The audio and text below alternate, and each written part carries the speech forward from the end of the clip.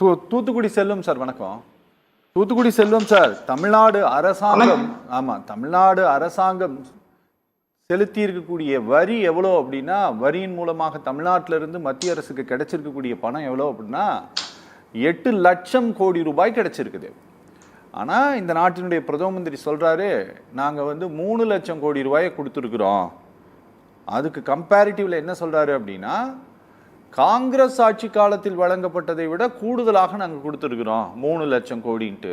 எவ்வளோ வந்ததுங்கிறத சொல்லலை. நீங்கள் லாபகமாக நீங்கள் உங்களுடைய பேச்சில் அதை மறைத்து விடுகிறீர்கள். 8 லட்சம் கோடியை வாங்கிட்டு 3 லட்சம் கோடியை கொடுத்துட்டு நீங்கள் நாங்கள் காங்கிரஸ் கொடுத்ததை விட ஜாஸ்தி கொடுத்தோன்னா அது என்ன அர்த்தம்? அது அதாவது இப்ப நான் தென்கொரியாவோடு, இந்தோனேசியாவோடு, மலேசியாவோடு, இப்படி எல்லாம் தெற்காசிய நாடுகளோடு இப்படி எல்லாம் ஒப்பிட்டு பேசி நாம கடந்து போறதை விட நாம இந்திய பொருளாதாரத்தை முதல்ல நீங்க ஒன்றிய அரசு, மாநில அரசு என்றெல்லாம் தனியாக பிரித்து பார்த்துக்கிறது ஒரு பக்கம். இன்னொரு பக்கத்துல இந்தியா பரந்துபட்ட 140 கோடி மக்களையும் காப்பாற்ற வேண்டிய, இந்திய நாட்டினுடைய பொருளாதாரத்தை பாதுகாக்க வேண்டிய மிகப்பெரிய பொறுப்பு மத்திய அரசாங்கத்திற்கு இருக்கிறது என்பதை யாரும் மறுக்க மாட்டாங்க. இன்னும் கூட 2019 காலங்களில் எல்லாம் கொரோனா என்கிற கொடிய நோய் தொற்று வந்த காலத்துல கூட இந்திய பொருளாதாரம் சரிவை சந்திக்காமல் பாதுகாப்பாக, இந்தியன் எக்கானமி ஒரு பிராமிசிங் எக்கானமி, அதாவது நம்பத்தகுந்த பொருளாதாரமாக பாதுகாத்த பெருமை மரியாதைக்குரிய பிரதமர் நரேந்திர மோடி அவர்களுடைய அரசுக்குத்தான், மத்திய அரசுக்குத்தான், பாரத அரசுக்குத்தான் உண்டு. ஒண்ணு. ரெண்டாவது, நீங்க 8 லட்சம் கோடி கொடுத்திருக்கோம், வரியா கொடுத்திருக்கோம், அதுல 3 லட்சம் கோடி தான் கொடுத்திருக்கீங்கன்னு சொன்னீங்க. அதுல இன்ஃப்ராஸ்ட்ரக்சருக்கு நாங்க இன்னொரு விஷயமும் கேட்டீங்கன்னா, ரயில்வே திட்டங்களுக்கு ஒதுக்கப்படுகிற நிதிகளாகட்டும், பாதுகாப்பு துறைக்கு செலவிடுகிற நிதிகளாகட்டும், அல்லது மத்திய அரசாங்கம் மாநில அரசுக்கு கொடுக்கிற அந்த உணவு பொருள்கள் மூலமாக கொடுக்கிற மானியங்களாகட்டும், உணவுப் பொருட்களாகட்டும், விவசாயிகளுக்கு கொடுக்கிற மானியங்கள், உதவித்தொகைகள், இதையெல்லாம் நீங்க கணக்குல சாமர்த்தியமாக இந்த மாநில அரசு சேர்ப்பது இல்லை. இதையெல்லாம் அது இப்ப உணவுப் பொருள் விநியோகம் இருக்கு பாருங்க, அந்த உணவுப் பொருள் விநியோகத்துக்கு மத்திய அரசு கொடுக்கிற மானியத்தை வசதிக்கு மறந்துட்டு இவங்க ஏதோ ரேஷன் அட்டையில பொருட்கள் விநியோகம் பண்றதாக, இவர்களே விநியோகம் பண்றதாக நீங்க அதுக்கு ஒரு லேபிள் ஒட்டிக்கிறது நியாயம் கிடையாது. ஒண்ணு. ரெண்டாவது, இன்னைக்கு இந்தியா உலக அரங்கில் ஒரு மதிக்க தகுந்த நாடாக இருக்கிறது என்று சொன்னா அது இந்திய பொருளாதாரம் வலுவாக இருக்கிறதுனாலதான் இருக்கு.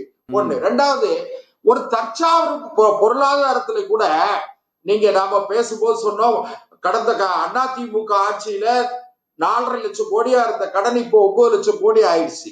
இந்த 9 லட்சம் கோடிக்கும் நீங்க வட்டி கட்டி ஆகணும். அப்ப வட்டி கட்டணுங்கும் போது இந்தியா தமிழ்நாட்டில் இருக்கிற வரியின் மூலமாக வசூலாகிற வரியின் மூலமாக வட்டியை கட்டி இதை சமாளிக்கணும். அதை விட நீங்க உற்பத்தி துறையில, வேலைவாய்ப்பு துறையில நாம வலுவடைந்திருந்தால், உற்பத்தி துறையில நாம வலுவாயிருந்தால், வேளாண்மை பொருட்கள் உற்பத்தி துறை, வேளாண் பொருட்கள் உற்பத்தி செய்த விவசாயிகள் உற்பத்தி செய்த வேளாண் பொருட்களுக்கு அதான் மினிமம் சப்போர்ட்டிவ் பிரைஸ் கொடுத்திருக்கணும். அதாவது குறைந்தபட்ச ஆதார விலை கொடுக்கணும். யாரு கொடுத்திருக்கணும்? மாநில அரசே கொடுத்திருக்கணுங்க. மாநில அரசுடைய உணவு பாதுகாப்பு துறைன்னு ஒண்ணு இருக்குல்ல. நீங்க நெல் கொள்முதல் யார் செய்யறாங்க? நெல் கொள்முதலை செய்யறாங்க. என்ன சார் அது? மாநில அரசு நெல்லை விவசாயிகள் உற்பத்தி செய்கிற பாரதிய ஜனதா கட்சியினுடைய எலெக்ஷன் மேனிபெஸ்டோனுடைய வாக்குறுதி சார் அது. சுவாமிநாதன் கமிட்டி படி நீங்க காமன் மினிமம் பிரைஸ கொடுக்க போறேங்கிறது உங்களுடைய உத்தரவாதம். அதை நாங்க பண்ண போறேன்னு சொன்னீங்க. இப்ப கேட்டா ஸ்டேட் கவர்மெண்ட் பண்ணு டக்குன்னு இந்த பக்கம் பால போடுறீங்க. நான் ஒண்ணு கேளுங்க, நீங்க மாநில அரசு தானே இந்த உற்பத்தி செய்கிற விவசாயிகளிடத்துல இருந்து நேரடியாக கொள்முதல் செய்யறது யாரு? கொள்முதல் செய்வது மாநில அரசு. அந்த கொள்முதல் செய்த உணவுப் பொருட்களை பாதுகாப்பாக வைக்கிற குடோன் யார்கிட்ட இருக்கு? ஃபுட் கார்பரேஷன் ஆஃப் இந்தியா என்று சொல்லக்கூடிய. இங்க பாருங்க, நீங்க ரொம்ப சில தவறான தகவல்களை நீங்க பேசுறீங்க. இதை நான் நிச்சயமா அனுமதிக்க முடியாது. ஏன்னா சென்ட்ரல் வேர்ஹவுசிங் கார்பரேஷன் ஒன்னு இருக்குது. ஆமா. நீங்க அதுக்கு தமிழ்நாட்டுல முன்னால ஸ்டேட் வேர்ஹவுசிங் கார்பரேஷன் ஒன்னு இருக்குது. என்ன நீங்க இதெல்லாம் உணவு கிடங்கு சேமித்து வைப்பதற்கான இடம். நீங்க மத்திய அரசாங்கத்தினுடைய பாரத் பண்டார் நிறுவனம் இருக்குது, அதுகிட்ட இருந்தும் தமிழ்நாடு அரசாங்கத்தினுடைய சிவில் சப்ளைஸ் கார்பரேஷன் வந்து நெல்லை கொள்முதல் பண்றாங்க, பருப்பு வாங்குறாங்க, பாமாயில வாங்குறாங்க, இதெல்லாம் வாங்குறாங்க. ஆனா நீங்க ஒரு மொத்தமா நீங்க வந்து ஸ்டேட் கவர்மெண்ட் சொல்லிட்டு நீங்க போனீங்கன்னா என்ன ஆகுது அப்படின்னா, பாக்குறவங்க வந்து தப்ப எப்படி புரிஞ்சுக்குவாங்கன்னா இதெல்லாம் மாநில அரசு தான் பண்ணுது போல தெரியுது, மத்திய அரசே பண்ணல போல தெரியுதுன்ட்டு. கரீப் கல்யாண் யோஜனா என்கிற திட்டத்தில் மத்திய அரசாங்கம் மாநில அரசுக்கு உணவுப் பொருட்களை மானியமாக வழங்குதா வழங்கலையா? சும்மா கொடுக்கல சார், சும்மா கொடுக்கல. தமிழ்நாடு அரசாங்கத்தினுடைய சிவில் சப்ளைஸ் கார்பரேஷன் பணம் கொடுத்து தான் அதை வாங்குது. அண்ணே மானியம் கொடுக்கறத சொல்லுங்க. நீங்க ஒட்டுமொத்தமா எல்லாத்துக்குமே பணம் கொடுத்து வாங்குற மாதிரி. ஆமாண்ணே, பணம் கொடுத்து தான் வாங்குறாங்கன்னு இல்லங்கண்ணா. 60% மானியம் கொடுக்க ரேஷன் கடையில கொடுக்கிற பொருட்களுக்கு மத்திய அரசாங்கம் உணவு மானியம் கொடுக்கலையா? அந்தியோதயா அன்ன யோஜனாங்கிற திட்டத்துல வந்து விலையில்லா அரிசியை central government some certain packs மொத்தமா கொடுக்குதுன்னு நான் சொல்றேன்.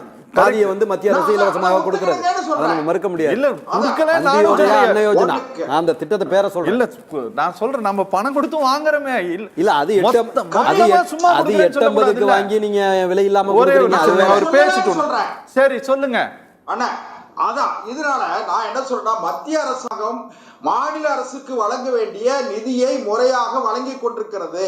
அதே நேரத்துல இவங்க கிட்ட மிஸ்மேனேஜ்மெண்ட், அதாவது நிர்வாக திறன் வந்து முழுமையாக மாநில அரசுக்கு இல்லைங்கிறதுக்கு நான் ஒரு உதாரணம் சொல்றேன்.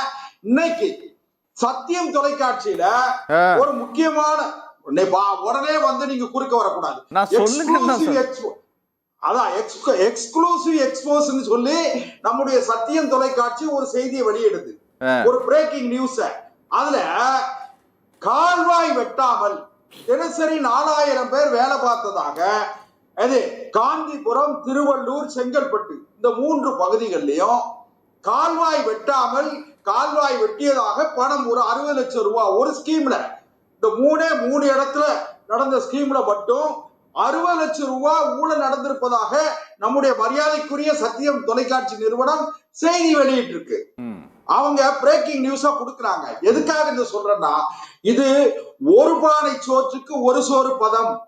இப்படிப்பட்ட தவறான தவறான கையாளுதல், ஊழல், இப்படிப்பட்ட மலிவான வேலைகளை செய்கிற காரணத்தால நம்முடைய அடித்தட்டு மக்களுக்கு சேர வேண்டிய நிதி போய் சேரல. அண்ணே நானு இங்க பாருங்க, நான் உங்களுக்கும் நினைவூட்டுவதற்காக தான் சொல்றேன். உங்களுக்கு மேபி இது தெரிஞ்சிருந்திருக்கலாம். நீங்க இந்த 100 நாள் வேலைவாய்ப்பு திட்டத்துல கிராம வாரியாக சோசியல் ஆடிட் அப்படின்ட்டு ஒன்று நடக்குது. இந்த சோசியல் ஆடிட் நடத்திய பிறகுதான் இந்த மாதிரியான சில தவறுகள் எல்லாம் வெளியில தெரியுது. நான் உங்களுக்கு ஒண்ணே ஒன்று சொல்றேன், நீங்க இந்தியாவிலேயே தமிழ்நாட்டில் மட்டும்தான் இந்த சோசியல் ஆடிட்டின் மூலமாக இவ்வளவு சரியாக கணக்கு பார்த்து இதெல்லாம் தவறு நடக்குதுங்கிறத இந்த ஒரே ஒரு ஸ்டேட் தான் கண்டுபிடிக்குது. நீங்க வேற எந்த ஸ்டேட் கண்டுபிடிக்குது நீங்க சொல்லுங்க. நான் என்ன சொல்றேன், விவாதம் வந்து நாம சத்தியம் தொலைக்காட்சி விவாத நிகழ்ச்சியில நாம தமிழ்நாடு சம்பந்தப்பட்ட, தமிழ்நாட்டின் நலன் சார்ந்து, தமிழ்நாட்டினுடைய எதிர்கால வளர்ச்சி சார்ந்து நாம பேசிக்கிட்டு இருக்கோம். இதுக்காக அந்த பக்கத்துல 4 திருடம் இருக்கா, இங்க 8 திருடம் இருக்கா, நம்மகிட்ட 1 திருடம் தான் இருக்கா அப்படின்னு சொல்லி பொதுமைப்படுத்துவதோ நியாயப்படுத்துவதோ சரியில்லைங்கிறது என்னோட கருத்து.